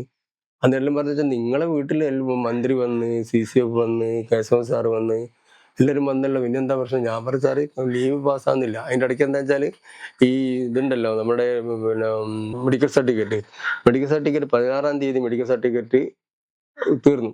അപ്പോൾ അയാൾ പറഞ്ഞു നിങ്ങൾ എന്തിനാ അങ്ങനെ ബുദ്ധിമുട്ട്, നിങ്ങൾക്ക് ഇനിയും ഇതിനുണ്ട് പിന്നെ ലീവിനുള്ള ആനുകൂല്യമുണ്ട്, നിങ്ങൾ ലീവ് തന്നെ പോയിക്കോളി എന്ന് പറഞ്ഞ് 16-ാം തീയതി ടു 16 സംതിങ് ഡേറ്റ് ഇട്ടിട്ട് ഒരു സർട്ടിഫിക്കറ്റ് തന്നു. 17-ാം തീയതി മുതൽക്ക് ഒരാൾ ചോദിക്കുന്നത് 16-ാം തീയതി 17-ാം തീയതി അസുഖം എങ്ങനെയാ 16-ാം തീയതിക്ക് അറിയാം, അതുകൊണ്ട് ബോഗസ് ആയാലും അല്ലെങ്കിൽ മുൻകൂട്ടി പറഞ്ഞൊരു പ്ലാൻ ചെയ്തൊരു സർട്ടിഫിക്കറ്റ് പോലെ ഉണ്ട് എന്ന് പറഞ്ഞിട്ട് അതിന് കുറെ കാലം കളിപ്പിച്ചു. ഇത് തന്നേ ഇല്ല, ലീവ് തന്നതേ ഇല്ല. ശരിക്ക് 2003 ജനുവരി 18 ശശിയേട്ടന്റെ ജീവിതത്തിലെ ഏറ്റവും ഒരു ടേണിംഗ് പോയിന്റ് turning ആണ്. point പക്ഷെ ആണ്. അത് എന്റെ വല്ലാത്തൊരു ഇതാണല്ലത്, പറഞ്ഞാർക്കും മനസ്സിലാവില്ലല്ലോ. കോടതിയിൽ നിന്ന് വരുമ്പോ പോലും ശശിയേട്ടൻ ജീവിതത്തിനെ മാറ്റിമറിക്കുന്ന ഒരു മെസ്സേജ് കാത്തിരിക്കുന്നുണ്ട്. അവിടെ പോലീസ് അന്നത് ശിവരാജ് സാർ തോറാസിക് സർജൻ ഉണ്ട്, നിങ്ങൾ ആളും ഭയങ്കരനാണ് കേട്ടോ. 3 പിന്നെ ഇതാ നടക്കുന്നത്, ഈ ബന്ദ് ഉണ്ടല്ലോ, ഒന്ന് ആദിവാസി ബന്ദ്, ഒന്ന് യൂണിയൻ ഇവിടെ UDF-ന്റെ ബന്ദ്, 3 ബന്ധാണ് നടന്നത് നമ്മളെ മുത്തങ്ങ സംഭവമായിട്ട്. സിനിമയിലൊക്കെ പരാമർശിക്കുന്നതും വേറൊരു രൂപത്തില്ല. നമ്മളെ നാട്ടിൽ വന്നിട്ടൊരാൾ നാടകം കളിച്ച് അതിലും പരാമർശിക്കുന്നത് നമ്മളെ ക്രോപ്സിനെ ഇതാക്കിയിട്ട് തെറ്റിദ്ധരിപ്പിക്കുന്ന രീതിയിലാണ്. ക്രോപ്സ് ഒന്നും ചെയ്തില്ല. കുറച്ച് അവരുടെ മേലേക്ക് വന്നപ്പോൾ അവരൊന്ന് പ്രതിരോധിച്ചെന്നല്ലാണ്ട് അതിൽ വേറെ നടന്നിട്ടില്ല. ഇപ്പോഴും ശാരീരികമായിട്ടുള്ള അസുഖമൊന്നുമില്ല, എന്നാലും ഇവിടെ ഒരു ചെറിയൊരു മുറിവുണ്ടല്ലോ. നല്ല അമ്പലത്തിൽ തൂകാൻ പോകുന്നവരൊക്കെ കട്ടയക്കുന്ന ഒരാൾക്കാർ ചെയ്യും ഉണ്ട്, അവിടെ ഒരു വലിയൊരു തുള പോലെ ഉണ്ടാവും ചെയ്തതിന്റെ കുത്തിയതിന്റെ. പിന്നീട് സർവീസിൽ നിന്ന് പിരിയുന്നത് എവിടെ വെച്ചിട്ടായി? Social fours Kozhikode. ഞാൻ എന്നിട്ട് ഇവരെ എന്നെ പരിഹസിച്ചാൽ അന്ന് എനിക്ക് ഈ പരിക്ക് പറ്റിയപ്പോൾ ഒരു തരം ഗുഡ് സർവീസ് സെന്ററിന്റെ വക്ക് കിട്ടുകയാണല്ലോ. അപ്പോൾ ശശിക്കിതാ നാളെ പറ്റുന്ന ഗുഡ് സർവീസ് സെന്റർ കിട്ടാൻ പോവുകയാണ്, ഓന് അടുത്ത് പ്രൊമോഷൻ ആകാൻ പോവുകയാണ്. അന്നേരം ഞാൻ പറഞ്ഞ സുഹൃത്തെ ഒന്ന് കഴിഞ്ഞു കൂടിക്കോട്ടെ. ചുറ്റും നിന്നിട്ട് ആളുകൾ ഇങ്ങനെ ഒരു തരം പരിഹാസ്യത്തോടു കൂടി പറയാം, ആ മുത്തങ്ങനെ പരിക്ക് പറ്റിയ ആളാ മുമ്പ്, ഇങ്ങനെ ഒരു തരം ഇതുണ്ടല്ലോ നമ്മളെ ഇൻസൾട്ട് ചെയ്യുന്ന അത്രയും ഓഫീസർമാരോട് ഞാൻ പറഞ്ഞു സാറേ ഇതിന്റെ ലീവ് പാസ്സാക്കണം. എല്ലാവരും yes എന്ന് പറയല്ലാണ്ട് ഒരു നടപടി എടുത്തില്ല. ചേട്ടാ ഒരു വ്യക്തതയ്ക്ക് വേണ്ടിയിട്ട് 18-ാം തീയതി ഡ്യൂട്ടിക്ക് വരുന്നു. ഈ സംഭവം നടന്ന എത്ര മണിക്കൂർ ചേട്ടാ ക്യാമ്പിൽ ഈ ചോരയും ഇതായിട്ട് കിടന്നുണ്ടാവും? ഞാൻ പറഞ്ഞ 9 മണി മുതൽ വൈകുന്നേരം 6-6 വരെ ആ ചോരയിൽ അവിടെ കിടന്നു. കുത്ത് ആണല്ലോ എന്നാ, പിന്നെ ബ്ലഡ് ഷെഡ് ചെയ്യുന്നുണ്ട്. അവരെന്ന് വെച്ചാൽ ഈ തോർത്തുണ്ടല്ലോ, ഈങ്ങ തോർത്തുണ്ടൊക്കെ കുത്തിയിട്ട് ഇതിൻ്റെ അകത്ത് കയറ്റുന്നുണ്ട്. ഈ ചോര ഇങ്ങോട്ട് വരാതിരിക്കാൻ വേണ്ടിയിട്ട്. അവർക്ക് അറിയില്ലല്ലോ ചോര എവിടുന്നാ വരുന്നത്, അതനുസരിച്ച് ഇവിടെ ഇങ്ങനെ അടച്ചു വെച്ച്, എന്നിട്ട് ആ ചോര തോർത്തുണ്ടും കഴിഞ്ഞ് പുറത്തേക്ക് ഒഴുകി. എന്നിട്ട് ഈ അവഗണനയും അതിനുശേഷം ഭയങ്കരമായിട്ട് അവഗണന. ജീവിതത്തിൽ ഇങ്ങനെ പോലെ ഒരു ഇതും കിട്ടാതെ ഇതിനെ കണ്ടൊക്കെ ഒരു കാര്യം ചെയ്യാത്ത ആൾക്കാർ ഗുഡ് സർവീസ് ഉണ്ട്. ഞാൻ പറഞ്ഞ സാറേ നിങ്ങൾ ഒന്നും ചെയ്യേണ്ട, ഒരു പൈസേൻ്റെ ഒരു ബെനിഫിറ്റും വേണ്ട, ആ ഒരു റെഡ് ഇതിനെ കൊണ്ട് ഗുഡ് സർവീസ് സെന്ററിൽ നിന്നുള്ള എഴുതിയാൽ മതി. അത് ഇപ്പം വിചാരിച്ചിട്ട് കാര്യമില്ല, ചെയ്ത് അന്ന് ചെയ്യേണ്ടിയിരുന്നു. അങ്ങനെ പല ആൾക്കാരും പല എക്സ്ക്യൂസും പറഞ്ഞല്ലാണ്ട് ഒരു കാര്യത്തിനും നടപടി എടുത്തില്ല. ഇപ്പോ കേസുണ്ടോ? CBIന്റെ കേസ് നടക്കുന്നു ഇന്ന് പറയുന്ന പത്രത്തിൽ കണ്ടു പൂർത്തിയായി, CBIന്റെ കേസ് പൂർത്തിയായി. അല്ലാണ്ട് എനിക്ക് നേരിട്ട് പറയാം, ഞാനവിടെ കോടതി എത്ര പ്രാവശ്യം വൈത്തിരി ഇവിടെ താമസിച്ച് അതിനുള്ള സാമ്പത്തികം എറണാകുളം പോയി. അന്ന് ശശിയേട്ടൻ മാത്രമായി, ബാക്കി എല്ലാവരും ചെതറിപ്പോയി. അതെന്താ അതിന്റെ ഒരു ഒന്നാമത് മുന്നിൽ ഒരു വാള് ഓങ്ങിയിട്ട് നിൽക്കല്ലേ ആൾക്കാർ. കാരണം തലയ്ക്ക് വലിയൊരു വിവേക ബുദ്ധി ഇല്ലാത്ത ആൾക്കാരല്ലേ. കത്തിനെ കൊണ്ട് കുത്തിയാല് ജീവിതം പോയില്ലേ. അതൊരു പ്ലാനിങ്ങിന്റെ കുറവും കൂടെ ആയിരുന്നോ? പ്ലാനിങ് അല്ല, ഒരുതരം ധൈര്യമില്ലായ്മ എന്ന് വേണമെങ്കിൽ പറയാനി. അതായത് ബന്ധു വന്ന മുഖം കാണാനുള്ള ഒരു മുൻപരിചയം ഇല്ലാത്തതുകൊണ്ടാ. ഫോറസ്റ്റുകാരെന്നല്ലാണ്ട് വേറെ ഒരു ഇതൊന്നുമില്ലല്ലോ, CRPO അല്ലെങ്കിൽ KP ഒന്നും അല്ലല്ലോ. KP ഒക്കെ ആണെങ്കിൽ പിന്നെ അവർ നിന്നായിരുന്നു. നമ്മള് മരം അങ്ങനെ ആൾക്കാർ കണ്ടിട്ട് ഒരു ഉള്ളിലൊരു ഇത് വരാനുണ്ടല്ലോ, ഒരു ഗഡ്സ്. ആ ഗഡ്സ് ഇല്ലാത്തതുകൊണ്ടായിരിക്കാം എല്ലാം ചത്രി ഓടിയത്. പെണ്ണുങ്ങളൊക്കെ ഓടി, എല്ലാം ഓടി. അപ്പം പെണ്ണുങ്ങളെ വയ്യ തന്നെ ഇവരും ആണുങ്ങൾ ഓടി. കാരണം ഇവരുടെ അഭയത്തിന് വേണ്ടിയാണ് ഓടിയത്. അങ്ങനെ ആയില്ലാന്ന് ഒരുത്തരം പെണ്ണുങ്ങളെ ഉപദ്രവിച്ചപ്പോഴാണ് വെടിവെച്ചത്. ഈ വിനോദിന്റെ മരണവാർത്ത ശശിയേട്ടൻ അറിയുന്നത് എപ്പോഴാ? മരിച്ചു എന്നുള്ളൊരു ഓപ്പറേഷൻ തിയേറ്ററിൽ നിന്ന് അറിഞ്ഞത്. പിന്നെ ഞാനൊന്നും അറിയില്ല. ഇവര് അത്രമാത്രം അപാകത ഉണ്ടോ, അല്ല ഇതുണ്ടോ, അപകടം ഉണ്ടോ എന്ന് ഞാനും അറിഞ്ഞില്ല. തലവിടെ ചെത്തിപ്പോയി. കാരണം ഇതിന്റെ കാറ്റലോഗ് പറയുന്നുണ്ട്, കാണുന്നുണ്ട്. തലങ്കിൽ ചെത്തി നമ്മളെ ശരിക്കും തേങ്ങേന്റെ തേങ്ങ ഇളനീര് ചെത്തും പോലെ ശശിയേട്ടനെ കൊല്ലാനും ഉള്ള ഒരു കൊള്ളണ്ടല്ലോ. ഇവിടെ കുത്തിയിട്ടാണല്ലോ ഇതാവുന്നത്. വലിയ പരിക്കല്ല. എന്റെ ഹാർട്ടിന്റെ 4 പോയല്ലോ, കുതിപ്പോയല്ലോ. ശ്വാസോച്ഛ്വാസം കിട്ടിയില്ല. അവിടെ കിടന്ന് മരിക്കട്ടെ എന്നുള്ള ആയിരിക്കാം. ദയാദാക്ഷിണ്യം ആരും കാണിച്ചില്ല ഒരു സ്ഥലത്തും. പിന്നെ സുരേഷ് ഗോപി സാറ് വന്നുകൊണ്ട് മാത്രം ഞാൻ രക്ഷപ്പെട്ടു. ഇല്ലെങ്കിൽ പിന്നെ വയനാട്ടിലും മൈസൂരിക്കും കടത്തിക്കൊണ്ടുപോയി വേറെന്തെങ്കിലും രൂപത്തിൽ അവർ എന്നെ ബാർഗെയിൻ ചെയ്ത് ചെയ്യായിരുന്നു. ആയിരിക്കാം. പുറത്തുനിന്നുള്ളൊരു ഏതെങ്കിലും ടീമിന്റെ സപ്പോർട്ട് ഉണ്ടാവുമായിരിക്കും. പിന്നെ ജമാഅത്തെ ഇസ്ലാമി, മറ്റേ ഇതുണ്ടല്ലോ അയ്യങ്കാളി അയ്യങ്കാളി, അവർക്ക് കുറെ ആൾ ഇതിൻ്റെ അകത്ത് ഇൻഡസ്ട്രേഷൻ നടത്തിയ പോലെ ഇതിൻ്റെ അകത്തുണ്ട്. കാരണം വെച്ചാൽ ഇവർ പത്രപ്രതിനിധിയോട് സംസാരിക്കുന്നതൊക്കെ വളരെ മോഡേൺ പീപ്പിൾ ചെയ്യുമ്പോഴാണ് ചെയ്യുന്നത്. ആദിവാസികൾ എന്ന് പറഞ്ഞു കഴിഞ്ഞാൽ ഇതുവരെ പത്രക്കാരെ കാണാത്ത ആൾക്കാരാണ് അവർ. ശോകം നിറഞ്ഞായൊക്കെ പത്രക്കാരെ കണ്ട് സംസാരിക്കുന്നൊക്കെ അത്ഭുതം വരും. അന്ന് പിന്നെ എല്ലാവരും തിരിഞ്ഞു പോയി. അവരൊക്കെ പിന്നെ പേടിച്ചിട്ടാവാം, ഇല്ലെങ്കിൽ പല കാരണങ്ങളും രക്ഷിക്കാൻ പോയത്, ജീവൻ രക്ഷിക്കാൻ പോയത്. അപ്പൊ അത് ഒക്കെ ഒരു ദേഷ്യത്തിന് അങ്ങനെ ഒരു കാരണം ഉണ്ടാവുമോ? ശശിയേട്ടൻ മാത്രം അവിടെ നിന്നു അതുകൊണ്ടല്ല, ഇവർക്ക് ആദിവാസിയൊക്കെ എന്തെങ്കിലും അവരുടെ ഈ ഉദ്യമം മെസ്സേജ് ഇവർക്ക് പാസ് ചെയ്യണമല്ലോ. അതിനു വേണ്ടിയിട്ടുള്ളൊരു ഇതാണ്. കാരണം വെച്ചാൽ ഞങ്ങൾ ഇങ്ങനെയൊക്കെ ചെയ്യും എന്നുള്ളത് പുറം ലോകം അറിയിക്കാനും കൂടിയുള്ള ഒരു എന്താ പറയുക, ഒരു ഇതുണ്ടല്ലോ, ഒരു ഡിസാറ്റിസ്ഫാക്ഷൻ, അസംതൃപ്തി അറിയിക്കാൻ കൂടിയാണ് അവര്. ഞങ്ങള് ഒരു തരം അസംതൃപ്തരാണ് എന്ന് അറിയിക്കാൻ കൂടിയുള്ള ഒരു പ്രഖ്യാപനമാണ് അവർ നടത്തിയത്. ഈ മുത്തങ്ങ സംഭവം ഒരു പല രീതിയിൽ വ്യാഖ്യാനിക്കപ്പെടുന്നുണ്ട്, പല രീതിയിലുണ്ട്. പലപ്പോഴും നമ്മൾ കേൾക്കുന്നത് എല്ലാം പക്ഷെ ഇന്ത്യ അനുഭവിക്കില്ല. വേറൊരാള് പിന്നെ ഒരുപക്ഷെ ആദിവാസികളെ അനുകൂലമായിട്ട് കണക്കാക്കും. ആദിവാസികൾ എന്താ വെച്ചാൽ ഈ ഭൂമി ഞങ്ങളതാണെന്നും വേറെ ആർക്കും വിട്ടുകൊടുക്കരുത് എന്നുള്ള ഒരു മുൻധാരണ അവർക്കുണ്ട്. കാരണം ഇനി എന്ത് വന്നാലും നിങ്ങളാണ് വെട്ടിക്കളാം, നിങ്ങൾ വെട്ടി അവരെ അപായപ്പെടുത്തിക്കോ, അതിനൊക്കെ ഞങ്ങൾ സമാധാനം പറയാന്നുള്ള എന്തോ ഒരു ലീഡർഷിപ്പ് അവരോട് പറയുന്നുണ്ട്. അതാണ് ഈ കത്തിയെടുത്ത് വെട്ടാനും വർഷത്തിന്റെ ചെന്നേമ്പാട് തന്നെ വിനോദനെ പോലീസുകാരനെ വെട്ടാൻ കാരണം എന്താ? അവരൊന്നും ചെയ്തിട്ടില്ല. പോലീസുകാരന് ഇങ്ങനെ അന്വേഷിക്കുക, അവർ എവിടെയെങ്കിലും കുടിയിലൊക്കെ അവരുണ്ടോന്ന് ഇങ്ങനെ അന്വേഷിക്കുന്നേരോ പെട്ടെന്ന് കുടിയിൽ നിർത്തം ചാടി വരുന്നു, ഇവനെ വെട്ടുന്നു. അവനൊന്നും ഒരു ധൈര്യം, അവനായിട്ട് ഒരു എൻകൗണ്ടർ നടന്നില്ല. ഇപ്പോ CBI കേസ് നടക്കുന്നു. അങ്ങനെ നമ്മൾ ഈ സമയത്ത് ഗീതാനന്ദനെ മാത്രമായിരുന്നു അന്ന് കണ്ടിരുന്നത്. പിന്നീട് ഇതെല്ലാം കഴിഞ്ഞിട്ട് എവിടെയെങ്കിലും വെച്ച് ഗീതാനന്ദനെ കോടതിയിൽ നിന്ന് കണ്ടു. എന്തെങ്കിലും സംസാരിക്കുകയുണ്ടായോ? ഇല്ല, കോടതിയിൽ നിന്ന് കണ്ടപ്പോ ഒരുതരം വാദിയും പ്രതി എന്നുള്ള എനിക്കുള്ള കണ്ടെന്നല്ലാണ്ട് എന്തായാലും ഇത്രയും ഇത് അനുഭവിച്ചു. കൊറേ എന്റെ മനസ്സിന്റെ ഇതാ വരുന്നത്. കാരണം വെച്ചാൽ നമ്മളെ ആരും ശ്രദ്ധിക്കാണ്ടായിരുന്നില്ല. ഒരു ഇതിലും നമുക്ക് എന്താ പറയുക, ഒരു സംതൃപ്തി ഉണ്ടാക്കിയില്ല. കാരണം എന്താ വെച്ചാൽ സംഭവം നടന്നു കഴിഞ്ഞാല് നമ്മള് പുറത്ത് തലോടിയിട്ട് ഞാനുണ്ട് എന്ന് പറയാൻ ആരും ഉണ്ടായിരുന്നില്ല അന്നത്തെ ആ സമയത്ത്. കുടുംബം മാത്രം, വേറെ ആള് വിസിറ്റ് ചെയ്യാൻ വന്നല്ലാണ്ട് നമ്മളുണ്ടല്ലോ, ശശിയെ ഞാനുണ്ട് നിങ്ങളുടെ കൂടെ, നിങ്ങൾ പരിക്ക് പറ്റിയ നിങ്ങൾക്ക് മാത്രമല്ല ഞങ്ങൾക്കും കൂടിയാണ്, ഞങ്ങൾക്ക് വേണ്ടി. അപ്പം ഫോറസ്റ്റുകാർ തിരിഞ്ഞോടി എന്ന് പറയുന്നുണ്ടല്ലോ. അതിൽ തന്നെ ഞാൻ അവിടെ ഉണ്ടായിരുന്നപ്പോൾ അയാള് പറഞ്ഞല്ലോ, ഇയാൾ മാത്രമേ ഉണ്ടായിരുന്നുള്ളൂ, മറ്റവരൊക്കെ തിരിഞ്ഞോടി എന്ന് പറയുന്നത് ഞാനൊരു പക്ഷേ അവിടെ ഉണ്ടായിരുന്നത് കൊണ്ടായിരിക്കാം അയാൾക്ക് അങ്ങനെ ഒരു മാറ്റി പറയേണ്ടി വന്നത്. പിന്നെ ആ ഒരു സംഭവം ടിസ്റ്റ് ചെയ്യാൻ കാരണം ഒരുപക്ഷെ ഞങ്ങളെ പിടിച്ചതാണ്. ഇല്ലെങ്കിൽ അവർ കംപ്ലീറ്റ് അവിടെ ആധിപത്യം ഉറപ്പിക്കും. ആദിവാസികള് ഒരുതരം മേൽക്കൈമ നേടും, അല്ലെങ്കിൽ മേൽക്കൈ നേടും. കാരണം അവർക്ക് എല്ലാം കൈപ്പിടിയിൽ ഒതുങ്ങിയില്ലേ. അപ്പൊ ഞങ്ങളെ പിടുത്തവും അതുവഴി ഉണ്ടായ ഒരു ട്വിസ്റ്റാണ് ആ മുത്തങ്ങയെന്ന് ഞങ്ങളൊക്കെ ഇറങ്ങാൻ കാരണം. ശരിക്കും ഞങ്ങളോട് കടപ്പെട്ടിരിക്കുകയാണ്. പക്ഷെ നേരെ വിപരീതമാണ് ഉണ്ടായതല്ലേ. അഭിനന്ദിക്കുന്നതിന് പകരം നമ്മളെ സ്കോൾഡ് ചെയ്ത് ഇത്രയും ആൾക്കാർ CBI മുന്നിൽ അങ്ങനെയാക്കി. ഈയിടെയാണ് ഈ ബോബി, പിന്നെ അഡ്വക്കേറ്റ് ബോബി ഉണ്ട്, സാറിന്റെ CBI കോടതിയിൽ നിന്ന്.